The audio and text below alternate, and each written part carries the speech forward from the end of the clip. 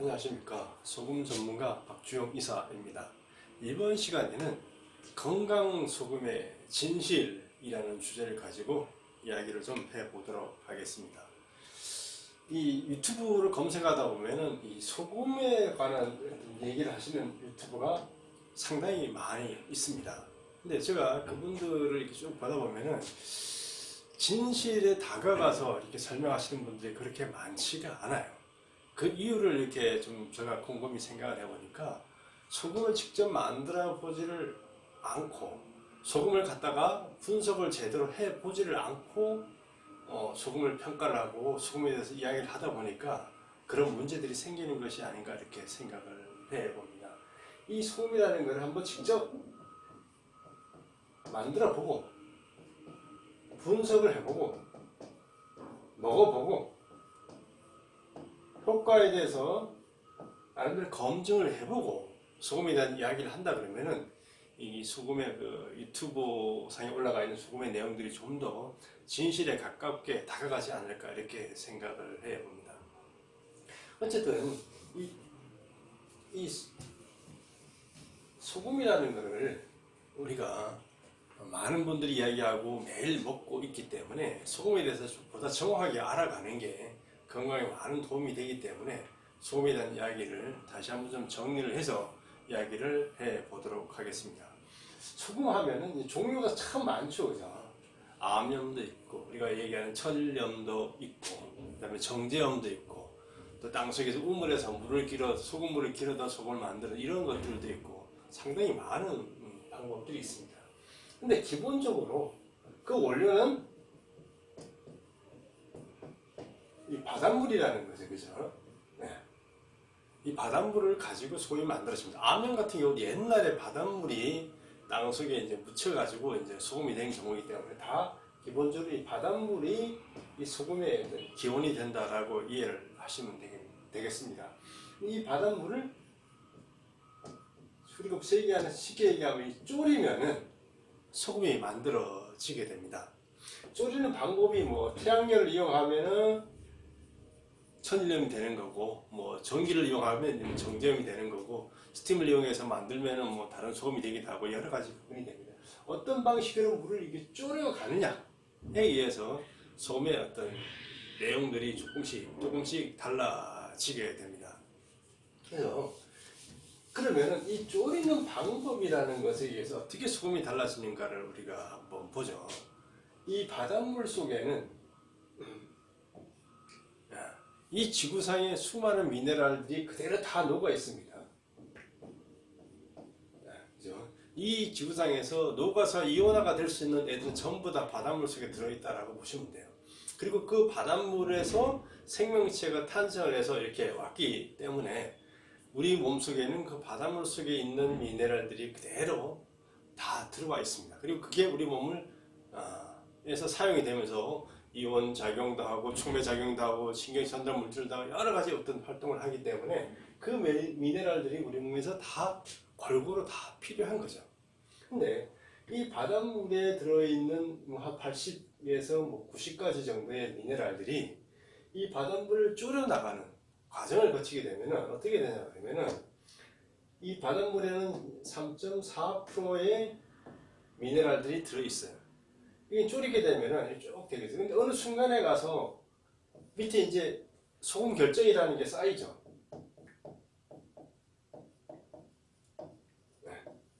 소금이 가장 많이 이제 그 농축이 돼서 가라앉아서 소금 결정으로 쌓이는 구간이 이렇게 있게 됩니다. 이게 보통 한 28%에서 40구간 이렇게 정도 됩니다. 그러면은 이 구간에서는 NaCl이라는 이 미네랄 소금이 결정한테 가라앉는데 여기서 가라앉는 있겠죠. 여기 다음에 가라앉는 놈도 있을 겁니다. 그죠? 근데 불행하게도 우리가 지금까지 만든 소금 방법은 이 NaCl이 가라앉는 이 구간에서 끄집어내서 이것이 소금이다라고 이야기를 해왔다는 거예요. 여기서 가라앉는 것들은 다 버리고 이 뒤에서 가라앉을 것들은 다 버렸다는 거죠. 그러다 보니까 우리가 쉽게 말하면 짠맛을 내는 어떤 NaCl만을 끄집어내서 우리가 이것이 소금이다라고 하면서 먹어왔습니다.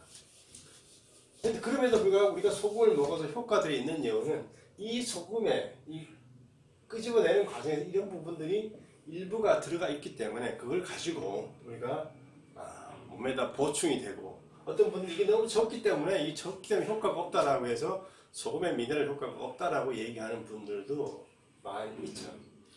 다시 한번 정리를 해보죠. 우리가 알고 있는 이 공기, 숨을 쉬는 공기 중에는 제일 많은 게 질소, N으로 표현되는 질소죠. 소가 78% 들어있어요. 그럼 우리가 알고 있는 산소 5죠. 산소는 21% 들어있어요. 그럼 나머지 남는 게 뭐 1% 정도가 남습니다. 그죠? 이 1%가 나머지 공기예요. 나머지 기체예요. 뭐 이게 수소도 있을 거고, 아르곤도 있을 것이고, CO2, 이산화탄소 쫙 있습니다. 우리가 많이 걱정하는 이 CO2는 얼마인데 0.03%가 들어있어요. 근데 0.03%가 없으면 이 지구는 멸망을 해요. 왜?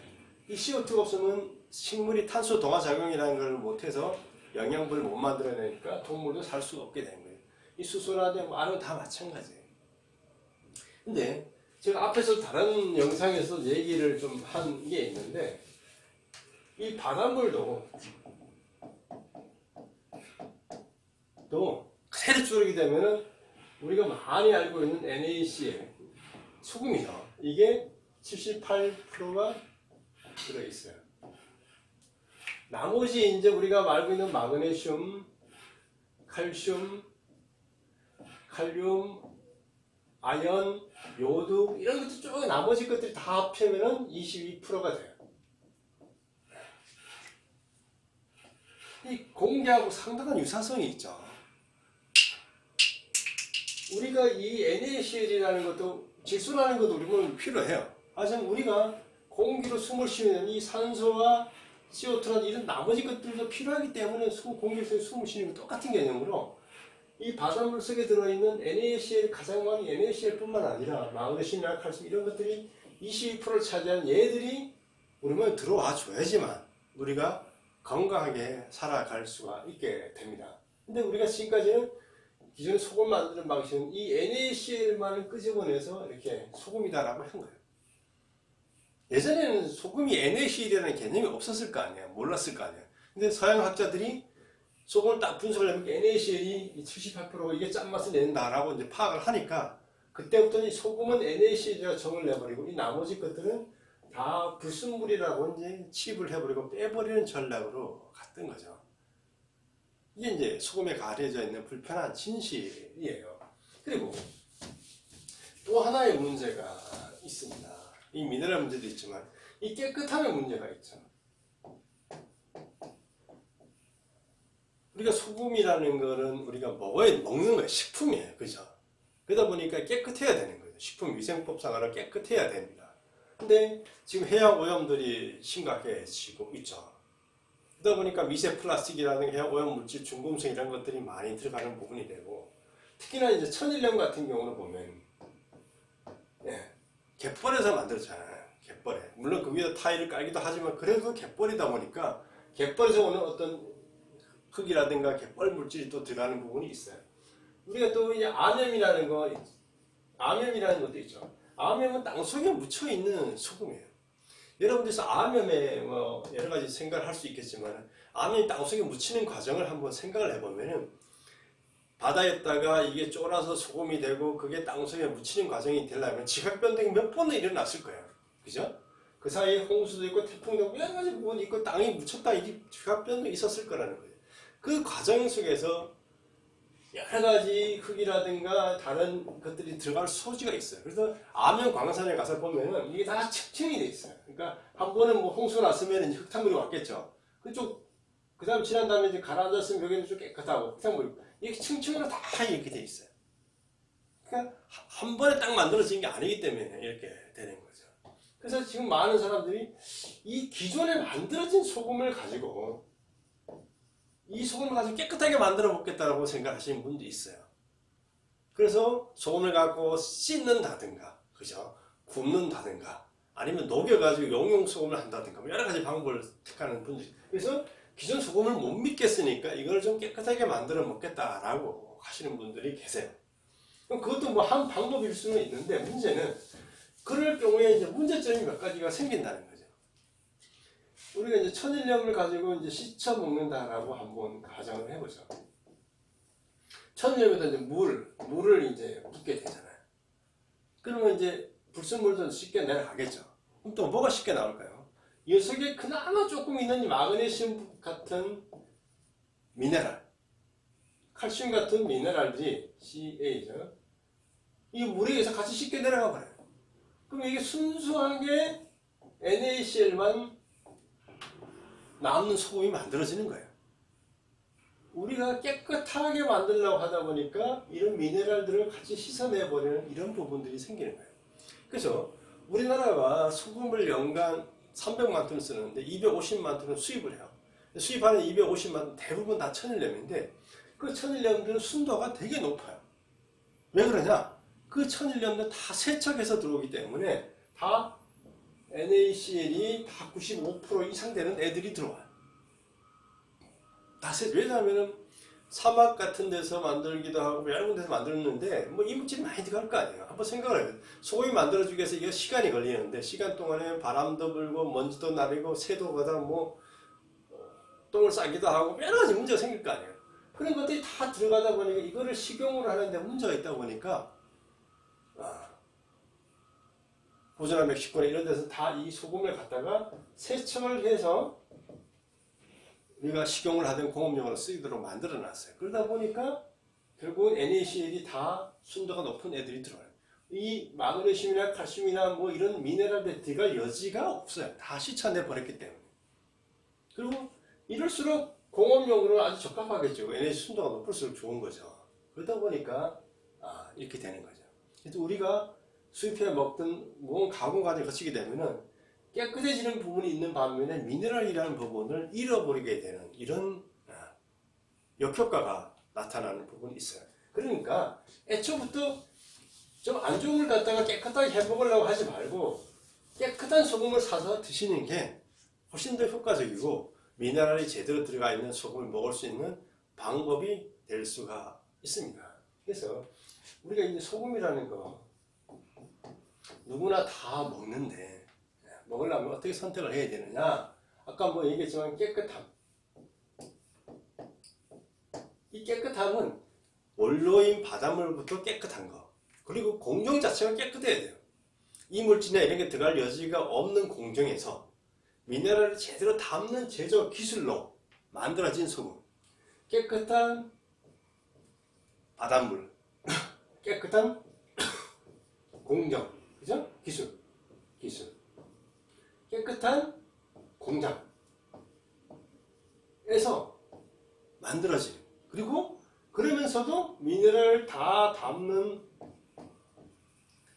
이런 기술로 만들어진 소금이 제대로 된 소금이라고 할 수가 있다라는 거죠. 그런 소금을 먹어야지 여러분들이 건강을 지켜나갈 수가 있어요. 물론 소금을 안 먹는 것보다는 소금을 먹는 게 좋고, 그죠?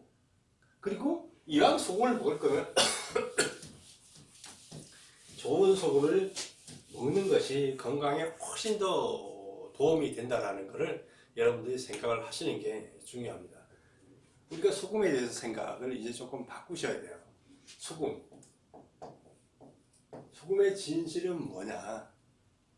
어떤 소금이고 어떤 바닷물로 어떤 과정을 거쳐서 어떻게 만들어지고 성분이 어떻게 들어가 있는가 라는 것을 중점적으로 보고 그렇게 만들어진 아까 전에 깨끗한 공정, 깨끗한 기술, 깨끗한 공장에서 미네랄 제대로 담아서 만들어진 소금을 챙겨 먹는 게 건강에 도움이 되고 그게 바로 건강에 도움이 되는 진짜 소금을 먹는 길이다라는 것을 말씀드리면서 오늘의 영상을 마치도록 하겠습니다. 감사합니다.